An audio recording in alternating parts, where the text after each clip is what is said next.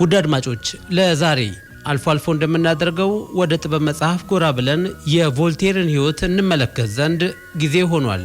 የጠቢብን ሕይወት ደጋግመው ቢሰሙትና ቢማሩበት የማይሰለች ነውና እነሆ የቮልቴርን ሕይወት መገለጥ ስንል በክብር ነው።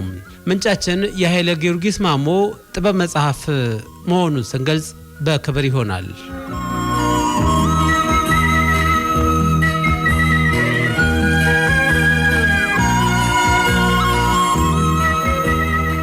አለመኖርና እየኖሩ አለመስራት እኩል ናቸው። በእድሜና በእውቀት እየገፋው ስመጣ የተረዳሁት ነገር ቢኖር ከስራ ውጪ ደስታ የሚሰጥ ነገር አለመኖሩን ነው። ራሱን መግደል የሚሻ ብቻ ስራ ፈቶ ይቀመጣል ይለናል ለዛሬ እናየው ዘንድ የሚገባን ታላቅ ፈላስፋ አሳቢና ተመራማሪ ቮልቴር። በ1742 ቮልቴር ሜርፓ የተሰኘውን ታላቅ ድራማ ከጻፈ በኋላ ሚሊ የተሰኘችውን ተዋናይት ወክላ የምትጫወተውን ገጸ ባህሪ እያስጠና ሳለ ሚሊ የገጸ ባህሪዋ ክፋትና ጨካኝነት አልዋጥላት ቢላት እንዲህ አይነት ዲያብሎስ ለመወከል ራሱ ዲያብሎስ በውስጡ ሊኖር ይገባል ትለዋለች። ቮልቴርም በእኔ ቲያትር ብቻ ሳይሆን በማንኛውም የጥበብ ስራ ውስጥ እንዲሳካልሽ ከፈለግሽ አንድ ዲያብሎስ በውስጥሽ ሊኖር ይገባል አላት። እንግዲህ ቮልቴር አንዳንዶች ጨካኝ፣ አረመኔ፣ ከሃዲ፣ ተሳዳቢ ካለጊዜውና ቦታው የተፈጠረ ነው ቢሉትም በአንጻሩ ሌሎች ደግሞ ሩህሩህ፣ አዛኝ፣ ጠንካራ ሰራተኛ፣ የሚጠላውን ሰው ግን በአንድ የብዕር ሰይፍ መግደል የሚችል ሰው ነው ይሉታል።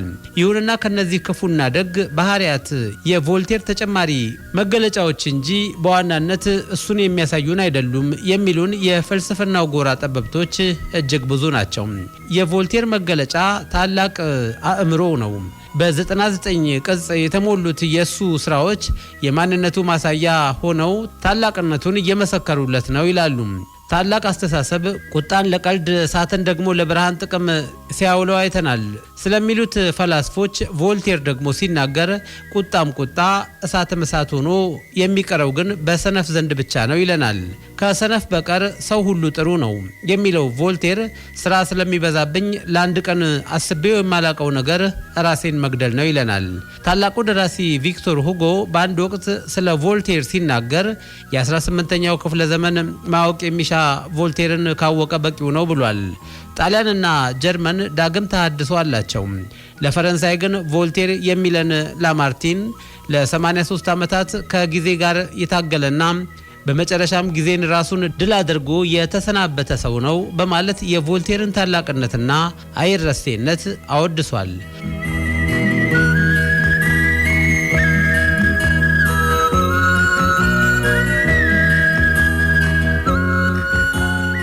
ንጉስ ሉዊ በናፖሊዮን ተሸንፎ እስር ቤት በወደቀበት ወቅት ቮልቴርና ሮሴው ፈረንሳይን አጠፏት አለ። ይህን የሰማው ናፖሊዮን ደግሞ ብዙዎች ለአንድ ሀገር ውድቀት የጦር መሳሪያ ትልቁን ሚና የሚጫወት ይመስላቸዋል። ብዕር የሌለው ሀገር ግን ምንም ነገር አይለውጠውም። አንድ ሀገር ማሰብ ሲጀምር ሊያቆመው የሚችል ነገር የለም። እነሆ ቮልቴርም ፈረንሳይን ማሰብ አስጀመራት ብሏል። ፍራንሷ ማሬ አርዶ ወይንም ቮልቴር በ1694 በሀብት ከናጠጠ ቤተሰብ ፓሪስ ውስጥ ተወለደ። እናቱ እሱን ስትወልድ መሞቷ ይነገራል። እሱም ቢሆን ሲወለድ ቅጥነቱን የተመለከተችው አዋላጅ ነርስ ከአንድ ቀን በላይ ዕድሜ አይኖረውም ከማለቷ ይሞታል ተብሎ ሲጠበቅ 83 ዓመታት ለመቆየት ቻለ። ቮልቴር በአንድ ወቅት ሲናገር ስለ እኔ የተሳሳተ ግምት ከነበራቸው ሰዎች የመጀመሪያዋ እናቴን ያዋለደቻት ነርስ ነበረች ብሏል። ቮልቴር ከልጅነቱ ጀምሮ የመጽሐፍ ንባብ ፍቅርን ያዳበረ ከመሆኑም ባሻገር አስተማሪዎቹ የነበሩት ጄሱይቶች የዲያሌክቲክ ሕግን ከሕፃንነቱ በሚገባ እንዳስተማሩት ይናገራል። ቮልቴር ከዚሁ ትምህርት ያገኘውን ፋይዳ ሲናገርም ሁሉን ነገር የመኖሩ ማረጋገጫ መንገድና እንዲሁም ሁሉንም ነገር ያለማመን ልማድን ያዳበርኩት ከልጅነቴ ነው ይላል። አንድ ቀን ቮልቴር ወደ አባቱ እልፍኝ ገብቶ ስነ ጽሑፍ ለመማር ያደረበትን ፍቅር ነገረው። አባቱም በልጁ ጥያቄ በጣም በመናደድ ስነ ጽሑፍ የሚማር ሰው እኮ ለሚኖርበት ማህበረሰብ አንዳች ጥቅም የማይሰጥ ለዘመዶቹ ሸክም ሆኖ የሚኖር በመጨረሻም በረሃብ የሚሞት ሰው ነው ማለት ነው አለው።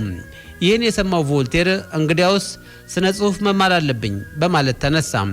የፈረንሳይ ግዛት በነበረችው በባስትል ውስጥ በ1717 ስሙን ከፍራንሷ ማሬ አሪዮ ወደ ቮልቴር ቀየረ። የፈረንሳይ ብቻ ሳይሆን የዓለም ቅርስ የሆነውን ታላቅ የሥነ ጽሑፍ ሥራውንም መከወን ጀመረ። አብዛኛዎቹ የመጀመሪያዎቹ ስራዎች በሕይወቱ ዙሪያ ያጠነጠኑት ቮልቴር ወደ ፍልስፍናው ለምን አተኩሮ እንደማያደርግ ተጠይቆ ሲመልስ ለመፈላሰፍ መጀመሪያ መኖር ያስፈልጋል ብሏል። በስራዎቹ ታላቅ ሀብትን መሰብሰብና ማከማቸት ከጀመረ በኋላ ለጋስነቱና ቸርነቱም የዚያኑ ያህል እያደገ በመምጣቱ በዙሪያው እጅግ የበዛ ቁጥር ያለው ሰው ለእርዳታ ይሰበሰብ እንደነበር ታሪኩ ይናገራል። ይሁንና ዝና ፊቱን እንዳዞረችለት ሁሉ በአርማንቲየር ድርሰቱ ደግሞ ፊቷን ልታዞርበት የግድ ሆነ።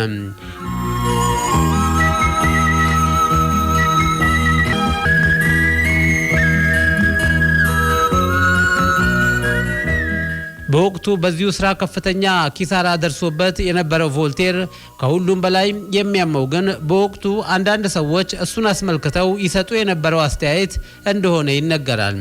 ከውድቀቱ በተጨማሪ በፈንጣጣ በሽታ የመያዙ ነገር ለቮልቴር ከፍተኛ መከራ ፈጥሮበት የነበረ ሲሆን ለወራት ተሰቃይቶ ከሞት ከተረፈ በኋላ ግን ሄርሚላድ የተሰኘ ድርሰቱ ታላቅ ዝናውን መልሶ ስላመጣለት የበፊቱ ከበሬታው በፈረንሳይ ምድር ተመለሰለት። ከወቅቱ ከገዢው የፈረንሳይ መደብ ተወዳጅነትን ቢያተርፍም አንዳንድ መሳፍንት ግን በስራው ይጠሉትና ይቀኑበት ነበር። ከዚህ በተጨማሪ ቮልቴር ያለምንም ዕውቀትና ስራ መሳፍንት ተብለው በመቀመጥ ለሚንደላቀቁ ሰዎች ከፍተኛ ጥላቻውን በመግለጹ ለተደጋጋሚ አደጋ ብቻ ሳይሆን ከሀገር እስከ መባረር ማደረሰው። በአንድ ወቅት ታላቁ መስፍን ስሊ የራት ግብዣ ባደረገበት አዳራሽ ተጋባዥ ሆኖ ተገኝቶ ሲናገር ስሊ ወደሱ አስጠግቶ ለመሆኑ አንተ ማነኝ ትላለህ በማለት ጠየቀው። ቮልቴርም ጌታዬ ሆይ ታላቅን ስም በስራው እንጂ በዘሩ ያልያዘ በዚያም ስም ታላቅ ከበሬታን ያተረፈ ሰው ነኝ አለው። ይህ ንግግሩ በብዙዎች መሳፍንት ዘንድ ታላቅ ቁጣን በመቀስቀሱ መስፍኑ ጠባቂዎቹን ጠርቶ ግብዣው አልቆ ህዝቡ ሲሰናበት ጨለማ መሆኑን ጠብቃችሁ ቀጥቅጡት፣ ነገር ግን ጭንቅላቱን እንዳትመቱት፣ ምናልባት ወደፊት ብዙ መልካም ነገሮችን ሊያፈልቅልን ይችላልና በማለት አዘዛቸው። ጠባቂዎችም እንደታዘዙት በጨለማ ጠብቀው ቮልቴርን ክፉኛ ደበደቡት። ቮልቴር ከደረሰበት ድብደባ በማገገም ተሽሎ ሲነሳ ይህን ያደረሰበት መስፍኑ ያቀነባበረው ሴራ መሆኑን ማውራት በመጀመሩ ከሀገር እንዲባረር ተወሰነበት። በዚህም ምክንያት ከጥቂት ቀናት በኋላ በመርከብ ተሳፍሮ ወደ ምድረ እንግሊዝ አቀና። ቮልቴር በእንግሊዝ ሀገር ያሳለፋቸው 3 ዓመታት እጅግ ደስ የተሰኘባቸውና ለስራውም ብዙ መነቃቃት ያገኘባቸው እንደነበሩ ይናገራል። እንዲያውም ከሀገሩ ከፈረንሳይ በብዙ መልኩ ለስልጣኔ በራቸውን ክፍት ያደረጉ ህዝቦች ናቸው በማለት ስለ እንግሊዞች በተደጋጋሚ ምስክርነት ሰጥቷል። ቮልቴር በእንግሊዝ ኑሮ የማይረሳ ቀን ቢኖር የታላቁ ሳይንቲስት የአይዛክ ኒውተን ቀብር ላይ ተገኝቶ ያደረገው ንግግር ነበር። ቮልቴር በወቅቱ ሲናገር ብዙዎች ታላቅ ሰው ማን ነው ተብለው ሲጠየቁ ቄሳር፣ ታላቁ እስክንድር፣ ታርማሊን ወይም ክሮምዌል ይላሉ። በጣም ጥቂቶች ግን አይዛክ ኒውተን ነው ሲሉ ሰማለሁ። እነዚህን ጥቂት ሰዎች በጣም አደንቃቸዋለሁ። ምክንያቱም ለእኛ ከጦር ኃይል ይልቅ በእውነት ኃይል አእምሯችንን የገዛ ይበልጥብናልና። ይህ ሰው ደግሞ ኒውተን ነው ብሏል።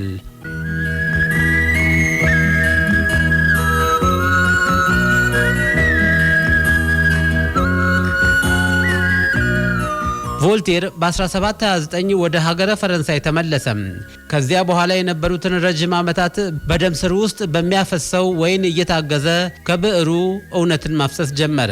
ከቮልቴር ስራዎች አንዱና ተወዳጅነትን ያተረፈለት ታላቅ ስራው ዛዲግ ነበር። ዛዲግ የጥንታዊቷ ባቢሎን ፈላስፋ የነበረና በጥበብና በእውቀት አንድ ሰው ሊሆነው የሚገባውን የሆነ ወይም ከታላቅነት ደረጃ የደረሰ ሰው ነበር። ከታሪኩ ትንሽ እንቆንጠር። ዛዲግ ሰሚራ ከተባለች የተዋበች ቆንጆ ጋር በፍቅር ይወድቃል። የፍቅሩ ምክንያት ደግሞ ቅናት ነበር። አንድ ቀን ሰሚራን ዘራፊዎች በመንገድ ሲያስጨንቋት የደረሰው ዛዲግ ጥንቱንም ይቀናባት ነበርና ጎረምሶች እያስቸገሯት መስሎት ግብ ግብ ይገጥማል። በዚህም ግራ አይኑን ይቆስላል። በዛዲግ ላይ የደረሰው አደጋ እንደተሰማ ህዝቡ ወደ ሜምፊስ ሐኪም ልኮ ያስመጣለታል። ሜምፊስም ከተባለችው ግዛት ታዋቂዋ የግብፅ ሐኪም ሄርሚስ በፍጥነት ደርሶ የዛዲግን አይን ከተመለከተ በኋላ የተመታው ቀኝ አይኑ ቢሆን ኖሮ አድነው ነበር። አደጋው ግራ አይኑ ላይ በመሆኑ ለማዳን አስቸጋሪ ነው ይላል። የባቢሎን ህዝብ በዛዲግ ላይ በደረሰው ክፉ ዕጣ ማዘንና ማልቀስ ይጀምራል። ነገር ግን ከሁለት ቀን በኋላ የዛዲግ አይን በድንገት ፍጹም ድኖ በራ። ሄርሜስ ግን ከዛዲግ አይኖች መዳን ይልቅ የሱ ንግግር መክሸፍ በጣም አበሳጨው። የዛዲግ አይን ሊድን አይገባውም ነበር በማለት መጽሐፍ ጻፈ። ዛዲግ ግን ስራ ስለሚበዛበት መጽሐፉን አላነበበውም። ዛዲግ ፈውስ እንዳገኘ ያመራው ወደ ሳሚራ ነበር። የዛዲግን አንድ አይን መጥፋት ሰምታ የነበረችው ሳሚራ ግን ሌላውን ዳግብታ ጠበቀችው። በዚህ እጅግ ያዘነው ዛዲግ ሲመለስ ከመንገድ ያገኛትን አንዲት የባላገር ሴት አገባ። ምናልባት ከቆንጆዎቹ የጠፋውን ምግባር በሷ አገኘው ይሆናል በማለት ነበር። ይሁንና ዛዲግ አሁንም ከዚህ ሴት ላይ እምነት ሊጥል አልቻለም። አንድ ቀን ጓደኛውን ይጠራውና እኔን ሞቷል ብላችሁ ቀበሩኝና አንተ ሚስቴን እንደምትወዳት ሆነህ ቀረባት፣ በዚህ ለኔ ያላትን ፍቅር ፈትነዋለሁ ይላል።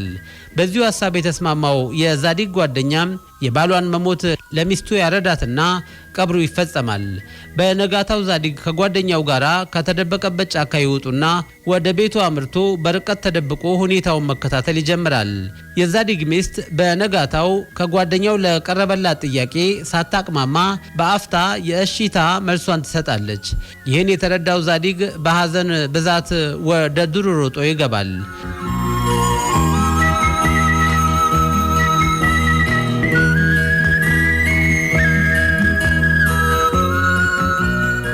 ከሴት ውበት የተፈጥሮ ውበት ይሻላል በማለት በዚያ እየኖረ መጽናናትን ይመርጣል። ለጥቂት ዓመታት በዱር የኖረው ዛዲግ በንጉሱ ዘንድ የጠቢብነቱ ዜና ተሰምቷልና በቤተ መንግስት እንዲኖር መልእክት ይላከበታል። በዚህ የተስማማው ዛዲግ በቤተ መንግስቱ ሲደርስ ንግስቲቱ በፍቅሩ ትወድቃለች። ከጥቂት ቀናት በኋላ የሁለቱን ግንኙነት የተረዳው ንጉስ ደግሞ ዛዲግ እንዲታሰር አዘዘ። ነገር ግን ቀድሞውኑ ነቅቶ ይጠብቅ የነበረው ዛዲግ አሁንም አመልጦ ወደ ነበረበት ዱር ሊመለስ ጉዞውን ጀመረ። ወደ ዱር ግስጋሴ ላይ ሳለ አንዲት ቆንጆ በጎረምሳ ስትደበደብ ይመለከትና ሲሮጥ በመሄድ ትንቅንቅ ይገጥምና ጎረምሳውን ይገለዋል። ነገር ግን የልጃገረዲቱ እንባና ጩኸት የባሰ ሆነ። ዛዲግ ግራ ቢጋባ ከዚህ በላይ ምን ላድርግልሽ በማለት ይጠይቃታል። ከዚህ በላይማ አንተ መሞት አለብህ፣ እጅግ የማፈቅረውን ሰው እንደገደልክብኝ ታውቃለህ። ዛዲግ ቸኩሎ ስለነበር በድርጊቱ አላዘነም፣ አልደነገጠምም። ከጥቂት ጊዜ በኋላ ዛዲግ ተማርኮ ባሪያ ሆነ። ይሁንና ባሪያ ያደረገውን ሰው ፍልስፍና ስላስተማረው የጌታው ታማኝ አማካሪ ለመሆን በቃ። በዚህም አማካሪነቱ አንድ ሕግ ለማሻሻል በቃ። ይኸውም በዚያ ሀገር አንዲት ሴት ባሏ ቢሞት አብራ ትቀበር ዘንድ ሕጉ ያስገድድ ነበር። በዛዲግ ሕግ ግን ባሏ የሞተባት ሴት ከባሏ ጋር ከመቀበሯ በፊት መልከቀና ሰው ተፈልጎ ለአንድ ሰዓት አብራው እንድትደሰት የሚል ሕግ አወጣ። በዚህም ለሴቶች ያለውን ሐዘኔታ አስመሰከረ። ቮልቴር በዛዲግም ሆነ በሌሎች ታሪኮቹ የብዕርና የእውነት ኃይል የገለጠና ከዚያም እውነትም የብዙዎቹን አእምሮ ምርኮኛ ያደረገ ታላቅ ሰው ነበር። የቮልቴርን ታሪክ የሚያነሱ ሰዎች ስለ ታሪክ ያለውን እሳቤ ሳይዘነጉ ነው። እንዲህ አለ። ታሪክን መጻፍ ያለባቸው ፈላስፎች ብቻ ናቸው። በማንኛውም ሀገር የምንሰማው ታሪክ አብዛኛው ተረት የተቀላቀለበት ነበር። አሁን ግን ፍልስፍና ደርሶ በጨለማ የተቀመጠውን ታሪክ በብርሃን አበራ። ለዘመናት በስህተት ጽልመት ሲዳክር የኖረውን የሰው ልጅ አእምሮ ቀናውን መንገድ አሳየው። ሰውም በታሪክ ላይ የነበረውን የተሳሳተ እምነት ማቃናት ቻለ ይላል።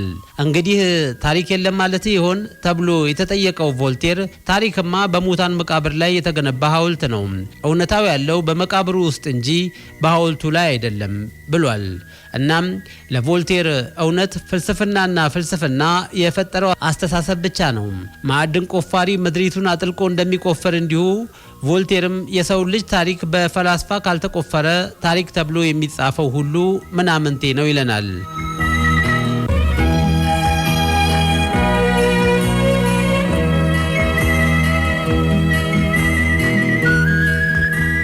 አንድ ታሪክ በሶስት ሰዎች አንደበት ስትሰማው ሶስት ታሪክ ይሆናል የሚለን ቮልቴር የኔ ታሪክ ግን አትኩሮቱ በነገስታት ላይ ሳይሆን በህዝቦች ታሪክና ስራ ላይ ነው።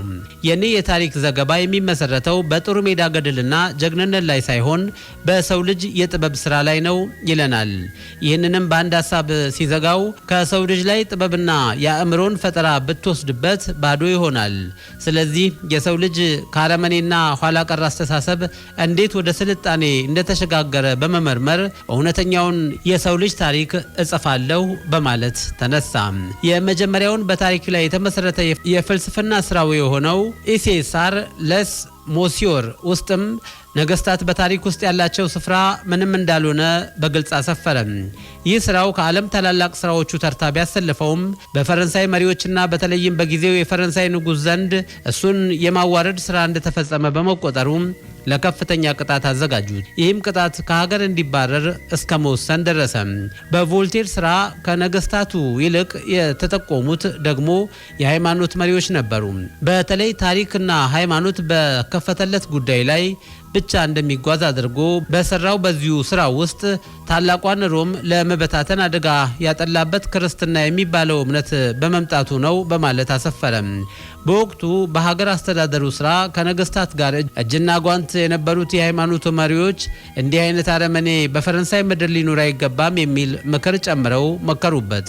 በመጨረሻም ንጉሱ በሰጠው ቃል ፈረንሳዊ ሆኖ ራሱን መጀመሪያ እንደ ሰው ቀጥሎ ደግሞ እንደ ፈረንሳዊ የሚመለከት የፈረንሳይን ምድር አፈር ሊረግጥ አይገባም የሚል ውሳኔ አስተላለፈ። ቮልቴር ከእንግሊዝ ሀገር ስደቱ በኋላ ለሁለተኛ ዳግማዊ ስደት በፈረንሳይ ድንበር በምትገኘው የስዊስ ግዛት ወደ ነበረችው ፈርኒ አመራ። ቮልቴር የራሱን ቤተሰብ ለመመስረት የበቃውም ከዚያ በኋላ በነበረው የዕድሜ ዘመኑ በፈርኒ ነበር። ዘ ትራቭል ኦፍ ስካርማንዶ በሚለው ስራው መግቢያ ላይ እንዳሰፈረው በ64 ዓመት የዕድሜ ዘመኑ በምድር ላይ እጅግ በጣም ጥቂት ውብ የሆነውን ነገር ለማየት ችያለሁ። ከዚህ በኋላ ደግሞ የራሴን ቤተሰብ እንጂ ሌላ ነገር ላለማየት ወስኛለሁ በማለት ትዳር መሰረተም። ይሁንና ቮልቴር ከዚያ በኋላ ስለነበረው ህይወቱ ሲናገር ሚስት አገባው። ብዙም ሳልቆይ ደግሞ እንደምታታልለኝ ጠረጠርኳት። ይሁንና አሁንም ቢሆን እስከ ዛሬ ካሳለፍኩት ህይወት ሁሉ እጅግ የተሻለ ነገር ቢኖር እሱ ብቻ ነው ብሏል። ቮልቴር በዘመኑ ሁሉ ትዳር ሳይመሰረት ነው ያለፈው የሚሉም አሉ። አብራው ትኖረው የነበረችው ያክስቱ ልጅ እንጂ ሚስቱ አልነበረችም የሚሉም አይታጡም። ውድ አድማጮች ለዛሬ ያዘጋጀውላችሁ ይሄው ነበርን። እንደተለመደው ከስንብቴ በፊት ግን እንዲህ ብዬ ላብቃ። ስለ መንገድ ከጥንቸሎች በላይ ኤሊዎች ያውቃሉ። ወንድዬ ካሳ ነኝ።